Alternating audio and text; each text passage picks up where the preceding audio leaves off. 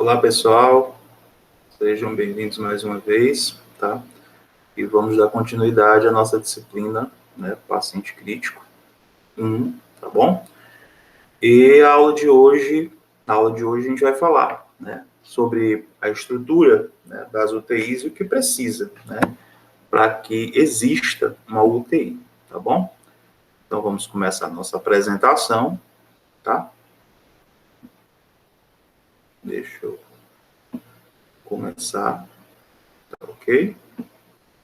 Eu peço que vocês tenham todos muita atenção, tá?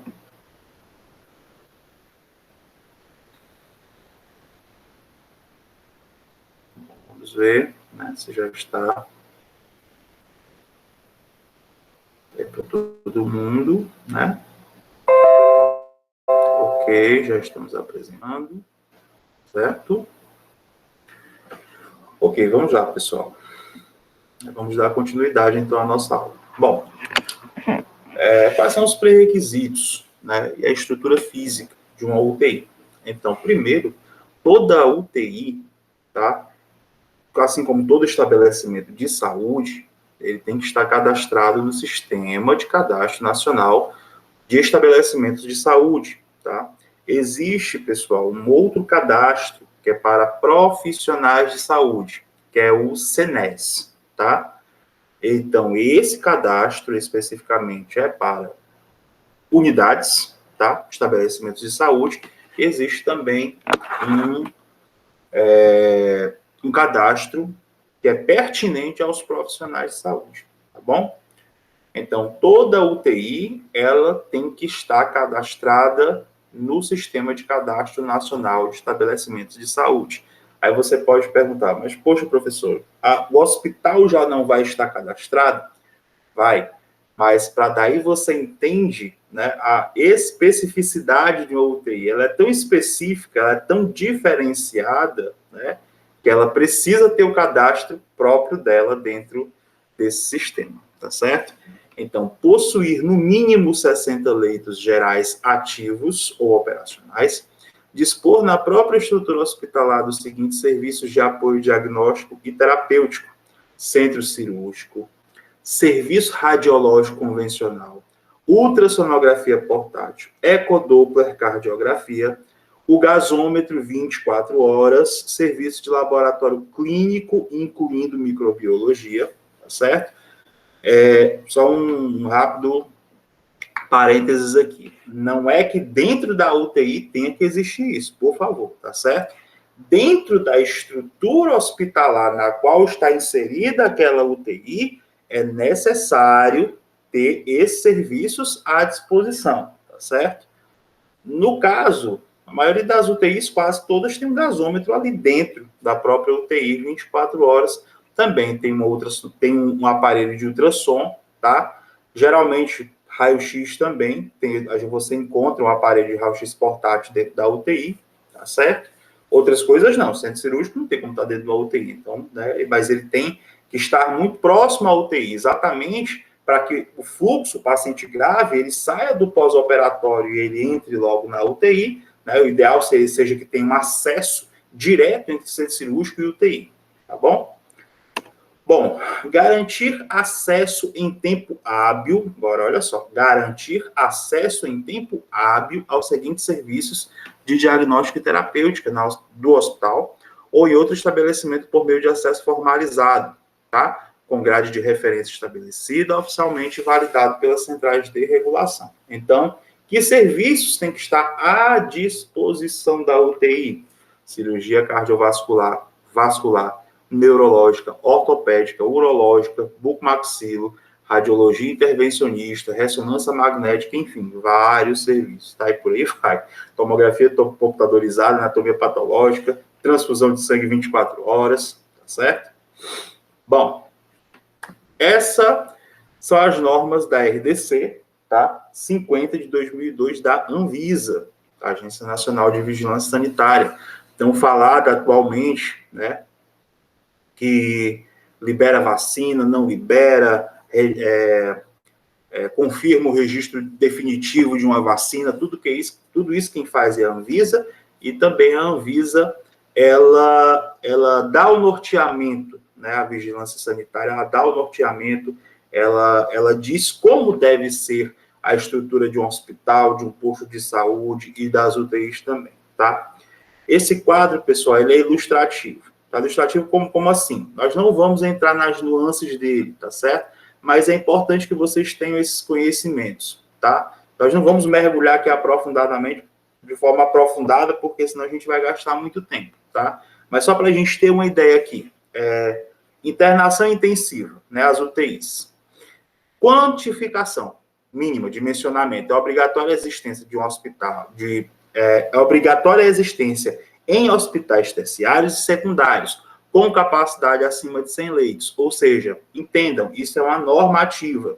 Ou seja, ela diz que todo hospital acima de 100 leitos tem que ter uma UTI, né? Bem como hospitais especializados que atendam pacientes graves ou de risco, tá? Que atendam gravidez, parto, enfim, né? Hospitais de especialidades, tá? Principalmente na área de materno-infantil, tá? Uma unidade de terapia intensiva para gestantes, parturientes, né? E puérperas, tá? Dentro de uma maternidade, assim como a UTI neonatal, tá certo? Bom, e como seria o posto de enfermagem, as áreas de serviço da enfermagem? Olha só, um posto para cada área coletiva ou conjunto de quartos, independente do número de leitos. Dimensão, olha só, veja bem, né? Como a coisa é específica, até o dimensionamento do posto de enfermagem ele dá. Deve possuir pelo menos 6 metros quadrados. Ou seja, 3 metros por 2 metros, ou 2 metros por 3, enfim. Tá? Área para prescrição médica, 1,5 metro. Tem que existir uma área para prescrição médica de uma dimensão mínima de 1,5 metro. Enfim, pessoal, ou seja, são todos os dispositivos aí, tá? Que a RDC ela traz para dimensionar, mostrar como deve ser construída a unidade de terapia intensiva, cada detalhe dela, tá? Vocês querem ver um outro detalhe bem interessante? Deixa eu ver aqui. Sala de higienização e preparo de equipamentos e materiais deve ter uma dimensão mínima de 4 metros quadrados, tá certo? Sala de entrevistas, 6 metros quadrados. Tá, vamos em frente. Ambientes de apoio. Olha só os ambientes de apoio que tem que ter dentro de uma UTI. Sala de utilidades. Utilidades, você entenda, utilidades materiais, tá? Equipamentos que em determinado momento não estão sendo utilizados, mas existem ali, que foram utilizados em outros momentos, naquele exato momento ali, não deixou de dar o apoio, então você deixa ele ali numa salinha separada, sala de utilidades, ou então a própria sala de materiais, tá certo? Sala de espera de acompanhantes, quarto de plantão, secretaria, rouparia, tá? Material de limpeza, depósito de equipamentos, que já é um depósito de equipamento, né? Aquela sala de utilidades, que a gente falou agora há pouco, copa, banheiro, sanitários, enfim, tá, gente? Vamos em frente. Bom, olha, isso é importante, olha só. Box, pessoal, no mínimo 3 metros de largura, 1 metro em cada lateral, certo? E mais 1 metro para a cama. Entre leitos, no mínimo 2 metros, com separação móvel entre eles. Então, veja bem, você tem um box, aí você tem a figura do lado, tá certo? Ele tem que ter 3 metros de largura, tá? A cama, ela tem que ter 1 metro para a direita a mais e 1 para a esquerda, aí você já considera mais 2 metros de separação, tá? Para o outro box, tá certo? 2 metros você tem, não são 2 metros, 2 metros que unem, né? O metro de separação do box com o metro de separação do outro box, tá certo? Não é porque vai ter 1 metro e mais 2 metros fazendo 3 metros, não. É 1 metro, aí o box, aí tem outro box de distanciamento de 1 metro, né? E aí você já tem ali os móveis e o material do outro box, tá? Pé da cama de 1,2 metros afastado do chão, tá certo? Veja bem, o pé da cama, tá? Tem que ter 1,2 metros de distância do chão, tá? Entre os leitos e paredes, no mínimo 1 metro, que era aquilo que a gente estava comentando agora há pouco, tá? Esse distanciamento não é 1 metro mais 2 metros. É 1 metro, parede, outro metro, que forma os 2 metros de distanciamento entre os móveis. Bom, geral, pessoal, né? Lavatórios, né? Os lavatórios. Um lavatório para cada 5 leitos de não isolamento. Por que a gente fala não isolamento? Porque dentro de uma UTI, você tem os leitos de isolamento, que geralmente são 1 ou 2, tá certo? E os leitos coletivos, que ficam ali no salão da UTI, tá? Falando-se em UTI adulto. UTI neonatal já tem outro dispositivo, já tem uma outra forma, tá? Mas então, em UTI adulto ou pediátrico, um lavatório para cada 5 leitos de não isolamento. Por quê? Porque cada leito do isolamento vai ter o seu lavatório, tá? Neonatal, um lavatório para cada 4 berços, um lavatório para 4 berços, entende? Incubadora, berço, tá? Torneiras ou comandos do tipo que dispensa contato com as mãos, quando do fechamento da água, sabão líquido, degermante, papelaria para a secagem das mãos, né? Provisão de antisséptico, enfim, tá? Bom, até as instalações elétricas, pessoal, tem que ser, são definidas por essa RDC da Anvisa, tá? 8 tomadas para equipamentos por leito. Sugestão, no mínimo 12 tomadas do total. Sugestão, a sugestão que a RDC diz, né? Mas obrigatórias 8 tomadas, mas ela sugere você manter um mínimo de 12. Deve-se levar em conta o fato da existência de ambas as voltagens 110 e 220 volts, certo? Tem uma observação aí, né, com relação ao aparelho transportável, né, transportável de raio-x, tá certo? Distante no máximo 15 metros do leito, tá? Isso tem que ser observado. Isso é para nós também, claro, né, mas é muito mais direcionado para os servidores que trabalham no raio-x para manter esse distanciamento, tá bom? Bom, pontos, né, de oxigênio, vácuo, ar comprimido, tá? Óxido nitroso, eu particularmente eu não me lembro de ter visto, né, dentro de UTIs. Na UTI neonatal nós temos 2 pontos de oxigênio para cada berço ou incubadora. Na UTI adulto ou pediátrico, 2 para cada leito. Vácuo, 1 por berço ou leito. Ar comprimido, 2 para cada berço ou incubadora, tá? Tanto na UTI neo como na UTI adulto, tá certo? Bom, pessoal, no contexto geral, tá? Vocês já estão sabendo que é essa RDC da Anvisa que dá todo o direcionamento para a construção e estrutura de um UTI, tá? E agora a gente vai falar sobre a equipe multiprofissional, tá? Quem são os profissionais que trabalham dentro de UTI, tá? A UTI tem que ter, gente, médico, obviamente, diarista, ou chamado também de rotineiro, um médico para cada 10 leitos ou fração, nos turnos matutino, vespertino, com título de especialista em medicina intensiva para atuação em UTI adulto, habilitação em medicina intensiva pediátrica para UTI pediátrica, e especialista, título de especialista em pediatria neonatologia para atuação em UTI neo. Médicos plantonistas, no mínimo 1 para cada 10 leitos, como falamos agora há pouco, tá certo? Enfermeiros assistenciais, no mínimo 1 para cada 8 leitos ou fração. Fisioterapeutas, 1 para cada 10 leitos ou fração, tá? Vespertino, noturno, fazendo um total de 18 horas diárias de atuação. Técnicos de enfermagem, no mínimo 1 para cada 2 leitos em cada turno, tá? Além de um técnico de enfermagem por UTI para serviços de apoio assistencial, tá? É como se fosse aquele circulante do centro cirúrgico, né? Então, tem que ter um técnico para cada 2 leitos, tá certo? No mínimo, tá, pessoal? Isso é o mínimo, tá bom? É um absurdo. Agora eu vou expressar uma opinião particular minha, né? Você trabalhar no UTI com 10 leitos, com 5 técnicos de enfermagem e um administrativo, isso tem que ser revisto, né? Auxiliares administrativos, no mínimo um exclusivo da unidade, tá? E funcionários exclusivos para limpeza em cada turno, tá bom?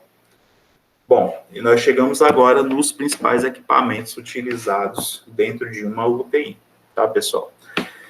Seria óbvio, gente, que seria muito mais produtivo, né, se a gente pudesse, em algum momento, esta pandemia permitisse, que a gente fizesse pelo menos uma visita ao nosso laboratório, aos nossos laboratórios, tá certo? Só que, infelizmente, por conta da gravidade dessa pandemia, né, estamos impossibilitados. E mesmo que eu quisesse, eu particularmente também não poderia neste momento, porque eu sou grupo de risco, né? Eu sou hipertenso e diabético, então fica difícil nesse momento, tá certo? Mas tenho certeza aí que não faltará oportunidade para a gente poder estar visitando nossos laboratórios novamente e também, né, tá entrando nas unidades de saúde, né, que a gente sempre trabalhoso, mas a gente gosta muito do nosso trabalho, tá? Então, essa figura, você pergunta, por que você trouxe essa figura, professor? Porque ele é um ventilador mecânico, ele é um respirador tão falado na tal dessa Covid, né? Quem não tem ideia, pessoal, do que é um ventilador mecânico e por que se fala, porque o paciente agravou de Covid, foi para o tubo e foi para a UTI e foi entubado, né? É esse aparelho, este ventilador mecânico, é ele que vai fazer a função de ventilar, né, de levar oxigênio para os pulmões do paciente, para que o paciente tenha oxigênio no sangue, para que exista troca gasosa, tenha oxigênio e leve e tire, né, o CO2 de dentro do seu organismo. Vocês devem ter aprendido isso em fisiologia, né? Dá licença. Esse é o ventilador mecânico. E é um modelo muito comum, tá? E vocês vão encontrar esses ventiladores mecânicos, não especificamente esse, mas muito parecidos com esse, tá? Na UTI, certo? Você tem aí, deixa eu tirar aqui do modelo de tela cheia, que é para ver se eu consigo fazer uma, aqui, pessoal, ó, tá? São as traqueias, tá certo? Que levam o ar para o paciente. Essa daqui é a chamada baraca. Por que existe isso aqui, pessoal? Isso aqui existe para que não exploda. Estou falando sério, eu não estou brincando, não. Para que não exploda o pulmão do paciente. Isso aqui existe para poder testar. Quando o médico, fisioterapeuta, enfermeiro, eles definem esses parâmetros de ventilação, a baraca, ela funciona como um teste, para que você tenha ideia se o pulmão do paciente ele vai insuflar acima ou abaixo daquilo que você espera. Exatamente para que o paciente ele não tenha o que a gente chama de barotrauma, né? Você enche demais o pulmão do paciente. Então, enchendo demais o pulmão do paciente, o pulmão do paciente ele é como se fosse um balão, literalmente, né? Ele é um balão. Então, ele pode sim, né, fazer um trauma por excesso de ar dentro dos pulmões, por uma pressão excessiva, tá certo?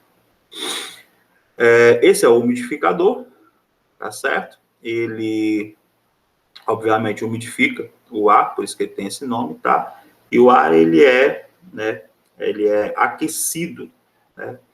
Aqui por esse aparelhinho aqui embaixo, tá? E essa é a conexão entre o ventilador, tá? E o umidificador do ventilador mecânico, tá certo?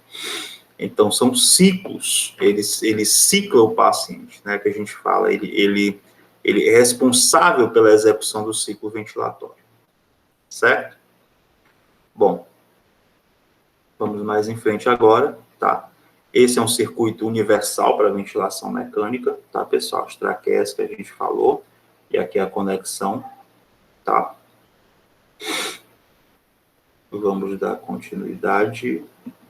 Eu não estou deixando tela cheia, não, pessoal, que é para ter a oportunidade de mexer aqui no ponteiro do mouse e tá mostrando alguma outra coisa mais específica para vocês. Mas aqui eu vou ter que aumentar, porque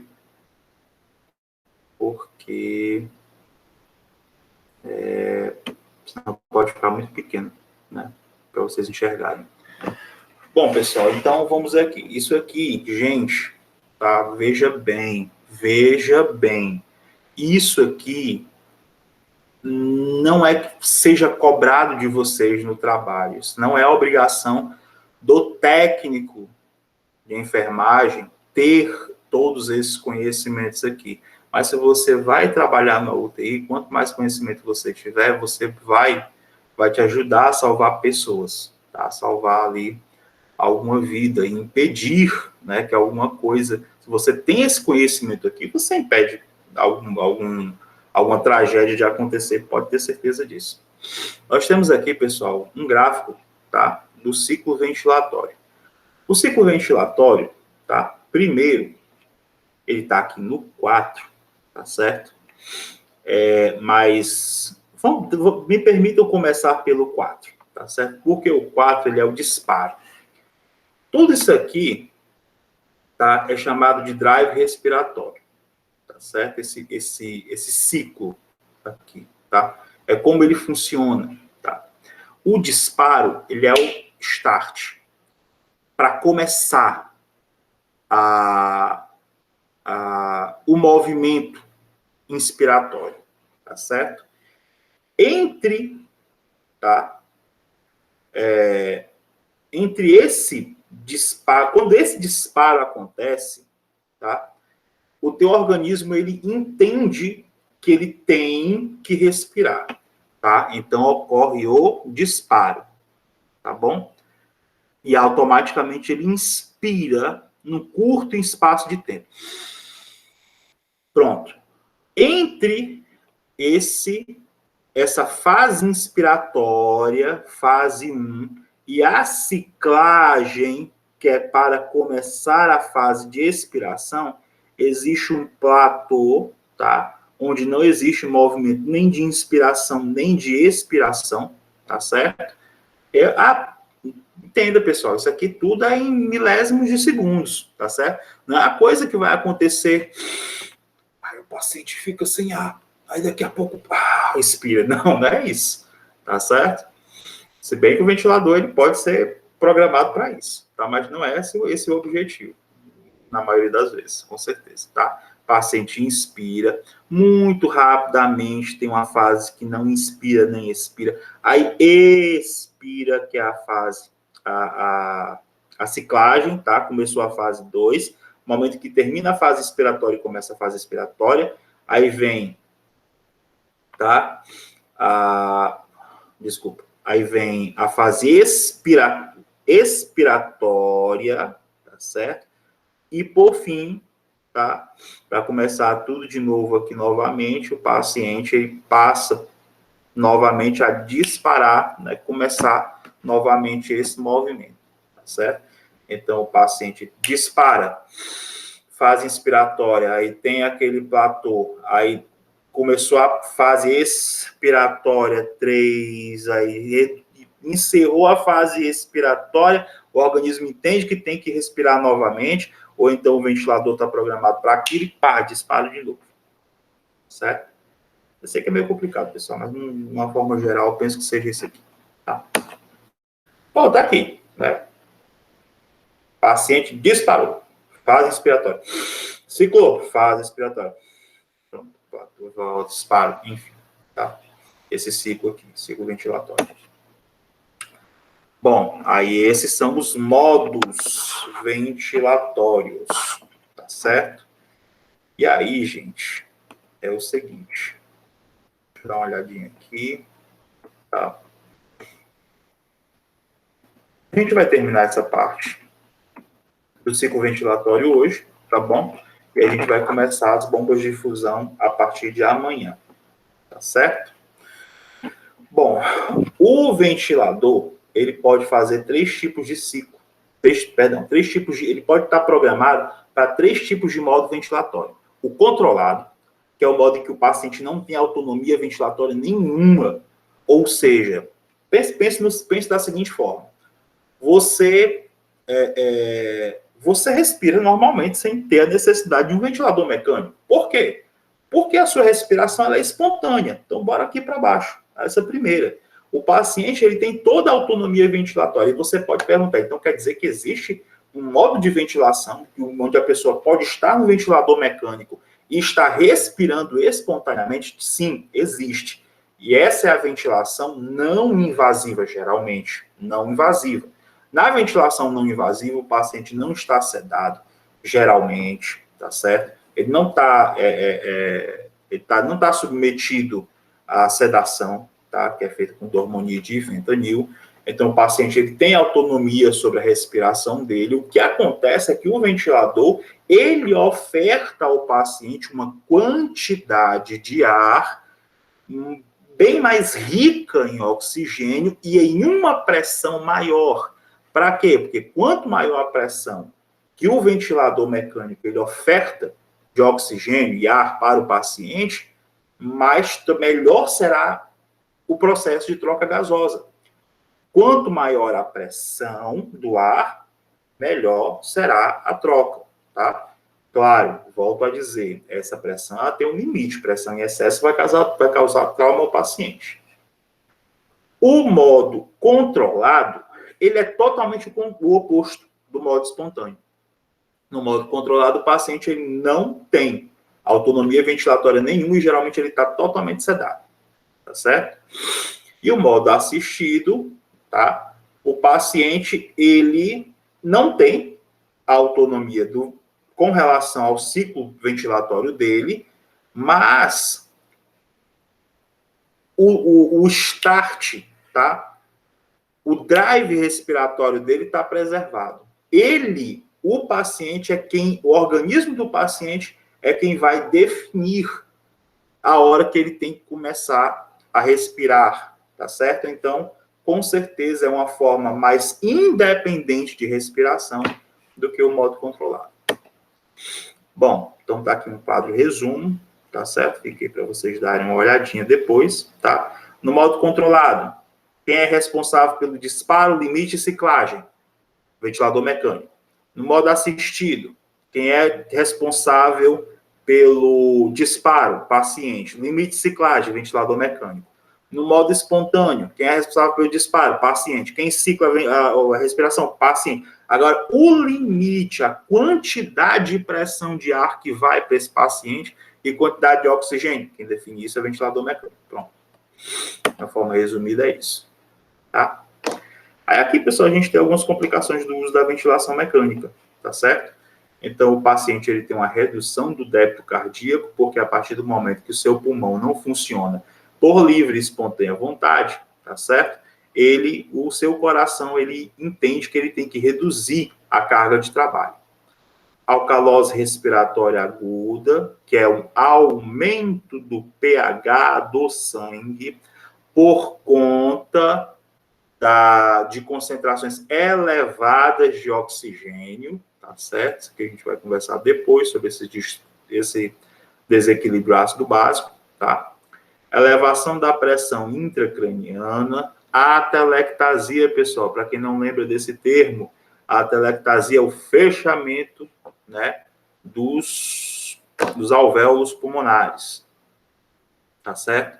Barotrauma, que a gente já falou, fístula broncopleural, tá? O paciente, às vezes, ele evolui para esse quadro, e quando existe uma fístula, uma comunicação entre o pulmão, entre a árvore, né, entre o parênquima pulmonar e os brônquios.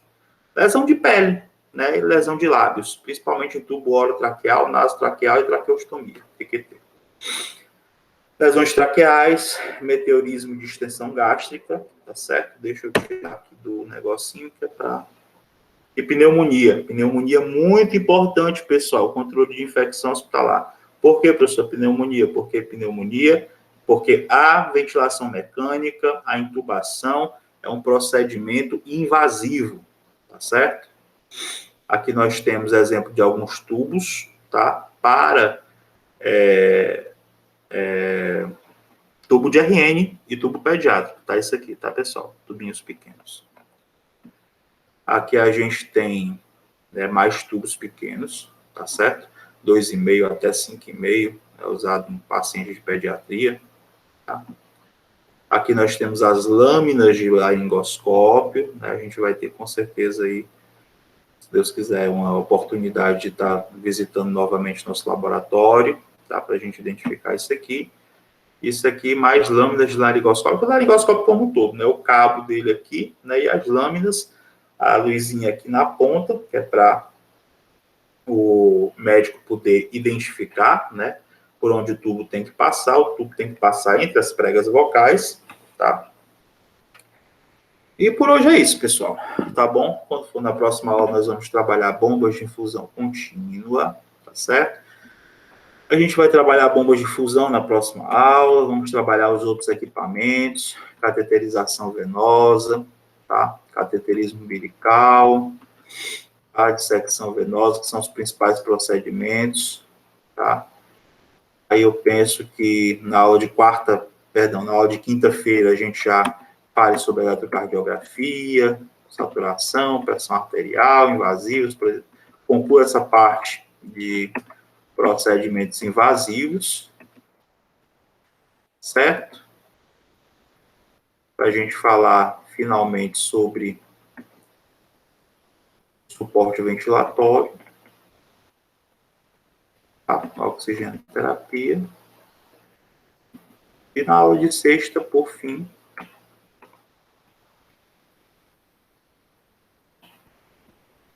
a gente vê que essa parte aqui ela já está quase chegando na... Essa aqui já é do professor Loeste. A gente vai acabar invadindo a área do professor Loeste. Tá bom, pessoal? Bom, a gente vai concluindo aí, né, no decorrer das próximas aulas. Tá certo? Bom, foi mais um prazer aí estar com todo mundo, tá? Eu vou encerrar aqui nossa apresentação. Tá certo? E